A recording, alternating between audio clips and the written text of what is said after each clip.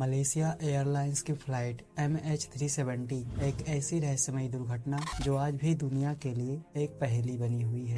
8 मार्च 2014 को यह flight Malaysia के कुआलालंपुर से चाइना के कैपिटल बीजिंग जाने के लिए रवाना होती है, लेकिन कुछ ही देर में विमान आसमान में ही गायब हो गया। उस रात विमान में बैठे 239 लोगों ने अपने प्रियजनों को अलविदा कहा था, लेकिन वो अलविदा उनकी जिंदगियों का आखिरी अलविदा साबित होगा ये कोई नहीं जानता था।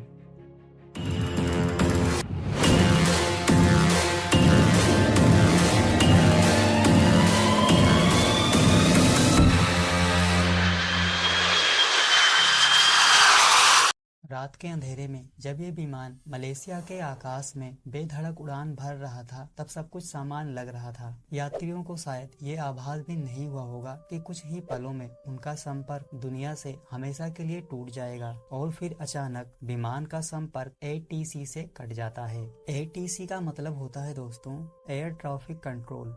एयर ट्रैफिक कंट्रोल यानी कि ATC हवाई यातायात की निगरानी और मार्गदर्शन करती है ताकि विमान सुरक्षित रूप से उड़ान भर सके, एक दूसरे से सुरक्षित दूरी बनाए रख सके और हवाई अड्डों पर सुरक्षित रूप से लैंड और टेक ऑफ कर सके।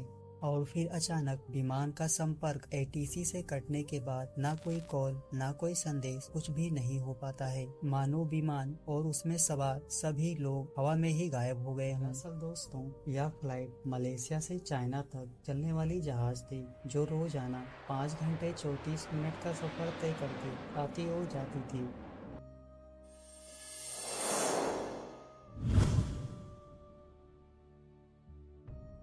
इस फ्लाइट को फ्लाई करने वाले 2 कैप्टन थे, जिनमें से एक का नाम जहीर अहमद शाह था जो कि 53 साल के थे, और दूसरे कैप्टन का नाम फरीक अब्दुल अहमद था जो कि 27 साल के थे।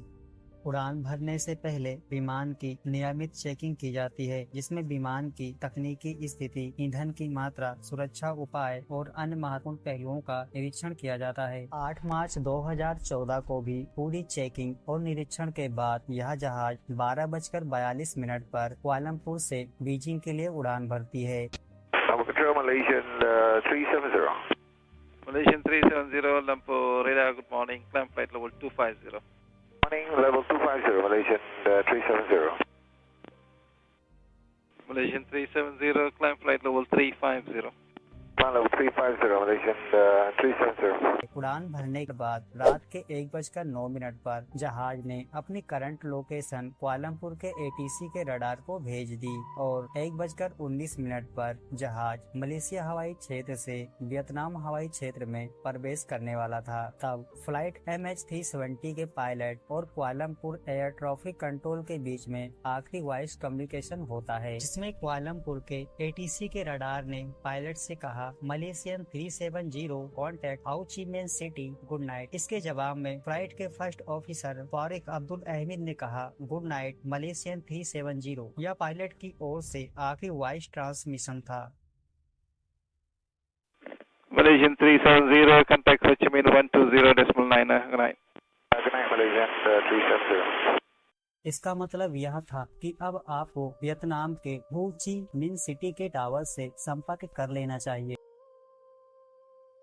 असल में होता ये है दोस्तों कि जहाज के रास्ते में पड़ने वाले कोई न कोई ATC यानी कि एयर ट्रैफिक कंट्रोल के संपर्क में जहाज हमेशा रहता है। उसी तरह कुआलालंपुर के ATC से संपर्क तोड़ने से पहले जहाज ने वियतनाम के हो ची मिन सिटी के टावर से अपना संपर्क जोड़ा, लेकिन संपर्क जुड़ने के ठीक 3 मिनट यानी 1:21 पर फ्लाइट वियतनाम के रडार से भी गायब हो गई।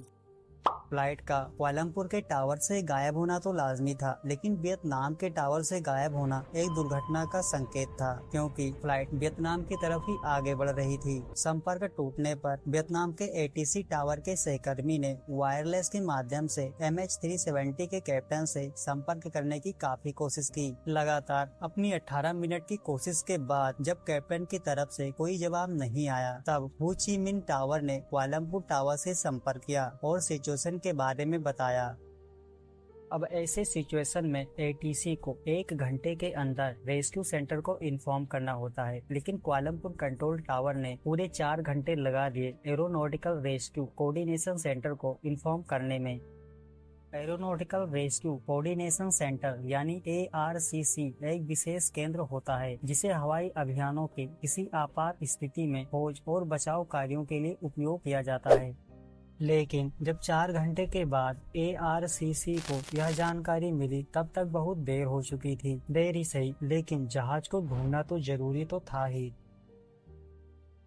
ऑपरेशन चालू होता है और 4 दिनों तक लगातार चले इस ऑपरेशन के बाद यह पता चलता है कि जब फ्लाइट हो ची मिन्ह टावर की रडार से गायब हुई थी तब अगले 1 घंटे तक वह मलेशिया के मिलिट्री रडार पर शो होती रही, जिससे यह पता चला कि जहाज ने 1:21 के बाद अचानक पश्चिम की ओर यू टर्न लिया। यू टर्न लेने के बाद MH370 ने पेनांग द्वीप के पास मलेशियाई प्रायद्वीप की ओर उड़ान भरी। मलेशियाई प्रायद्वीप के पश्चिमी तट के पास से विमान मलक्का जल डमरू मध्य की ओर बढ़ा और इसके बाद विमान ने दक्षिण दिशा में उड़ान भरते हुए हिंद महासागर के गहरे हिस्से की ओर रुख किया और फिर विमान मिलिट्री रडार से भी गायब हो गया। फ्लाइट MH370 को ढूंढने के लिए ARCC के अलावा Australia, Vietnam, Indonesia, Thailand, America, Bharat, Britain, Japan और इसके अलावा भी कई अन्य देशों ने सैटेलाइट डेटा, जहाज और विशेषज्ञों के माध्यम से इस अभियान में सहायता की। यह तलाशी अभियान इतिहास के सबसे महंगे खोज अभियानों में से एक था। सैकड़ों जहाज, विमान और सैटेलाइट ने इस रहस्य को सुलझाने की कोशिश की। समंदर के गहरे पानी से लेकर आसमान की ऊंचाइयों तक हर कोना छाना गया और फिर आखिरकार इंडियन ओशन के एक दूरस्थ हिस्से में विमान के कुछ टुकड़े मिले जो इस बात का सबूत देते थे कि MH370 का अंजाम कितना भयानक था। लेकिन विमान के अधिकांश हिस्सों का पता अभी तक नहीं लगा, जिससे यह रहस्य अभी भी अनसुलझा बना हुआ है। आज भी उन 239 परिवारों के दिलों में एक अनकहा दर्द बसता है, एक उम्मीद जो कभी खत्म नहीं होती कि शायद एक दिन वो सच सामने आएगा जो उनके जिंदगियों में छिपे अंधेरे को रोशनी देगा। लेकिन क्या वो दिन कभी आएगा या फिर यह रहस्य हमेशा के लिए एक अनसुलझी गाथा बनकर रह जाएगा? लेकिन कुछ दिनों के बाद एक ऐसी खबर आती है जिससे इस रहस्य से पूरी तरह से पर्दा उठ जाता है। खबर यह आती है कि उस रात 2:21 पर मिलिट्री रडार से संपर्क टूटने के बाद फ्लाइट MH370 ने इनमारसैट नामक एक ब्रिटिश सैटेलाइट से संपर्क किया था। विमान ने मिलिट्री रडार से संपर्क खो दिया, तब भी उसका सैटेलाइट ट्रांसपोंडर सक्रिय था। इस ट्रांसपोंडर के जरिए विमान इनमारसैट सैटेलाइट से हर घंटे हैंडशेक भेज रहा था। दरअसल दोस्तों, ये सिग्नल तकनीकी रूप से पिंग कहलाते हैं और ये सिग्नल यह संकेत देते हैं कि विमान और सैटेलाइट के बीच में संपर्क बना हुआ है, भले ही कोई लोकेशन डेटा या अन्य विस्तृत जानकारी ट्रांसमिट नहीं होती है।